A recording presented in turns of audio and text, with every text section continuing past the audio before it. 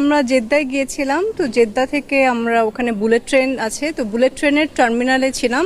তো ওখানে ছোট ছোট বাঙালি ছেলেরা দেখি ক্লিনারে ওরা কাজ করছে। তো ওকে দেখে আমরা নিজেরাই, ও যখন শুনছে যে আমরাও বাংলা বলছি তখন ওই বলছে আপনারা কি বাংলাদেশি, বাংলাদেশ থেকে বলছে হ্যাঁ আমরা বাংলাদেশি বাঙালি। ও আচ্ছা তোমার বাড়ি কোথায়? ওর বাড়ি বললো নোয়াখালী, এখান থেকে কাজ করি, বাড়িতে টাকা পাঠাই। তো তখন মায়া লাগলো। তো আমি বলছি আচ্ছা। তারপর ও আমার দিকে অনেকক্ষণ তাকাচ্ছিল। তা আমার সাথে আরও লোকজন ছিলেন, তখন সে ওনাকে কি চিনতে পারো জিজ্ঞেস করেছে। তখন ও বলল যে হ্যাঁ কিছুটা পূর্ণিমার ধন ভাষে, মানে ওর ভাষায়ও বললো, মানে ওর মতন লাগে।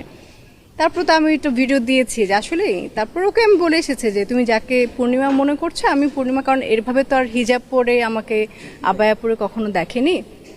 আমি বলে এসেছি আমি পূর্ণিমা। তখন না, ও তখন হাসছে। তারপর ওর সাথে আরও যারা বাঙালি ছিলেন ওদের সবাইকে ও ডেকে নিয়ে আসছিল।